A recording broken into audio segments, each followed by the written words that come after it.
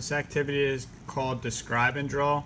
I like this activity a lot because it combines visuals, interpersonal negotiation of meaning, like circumlocution. It also involves some creativity, and the students really get a kick out of it. So one student will be the describer, and they will be able to see the screen like this. You would project this onto your e-whiteboard, or have them have a piece of paper if you don't have the technology that they could see. And then the other student would have just a piece of scrap paper like this divided into the board. I always encourage the students, this would be our example round, I always encourage the students to start in the center, and they would say, in the center there's a cookie.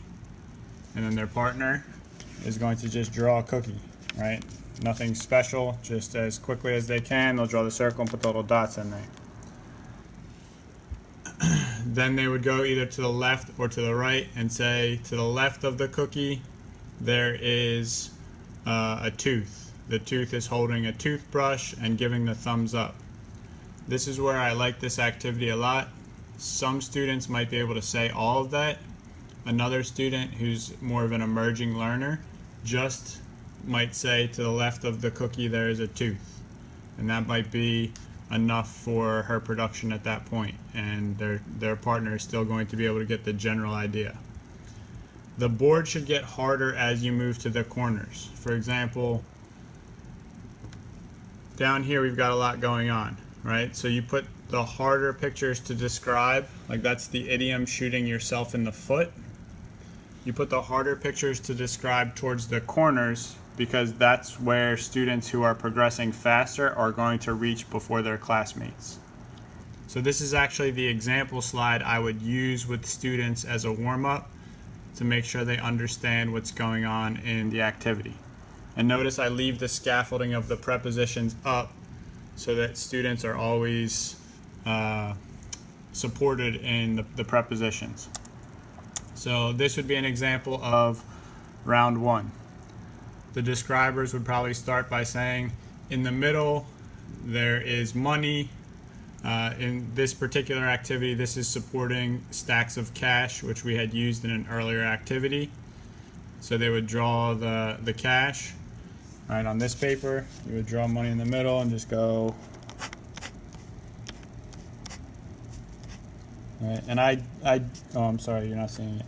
I would do this so that students would see that it's not an artistic activity by any means. It's just a visual representation of what we're talking about, right? Stacks of cash, good enough, as long as you can remember. Then from there, you go back to the drawing and say, to the left of the stack of cash, there's toast. Now, someone might not know the word burnt, so they might say it's been cooked too long, or it's black, or it's not delicious. These are all ways to use circumlocution to talk your way around the point until your fellow student understands your point and can draw an approximation of a piece of burnt toast. Obviously, you do one round where one is the describer and one is the drawer, and then you can mix it up and have them switch roles and try it the other way. And notice you're going to really get the most out of this activity when you challenge the kids on the outside as far as what they need to describe, and then talk about that activity. An extension, if a really quick partnership gets all these together and has it all done, I have them ask and answer questions to connect these ideas to your life, to their lives, I should say, right? Does your family own a safe? What would you ever keep in a safe?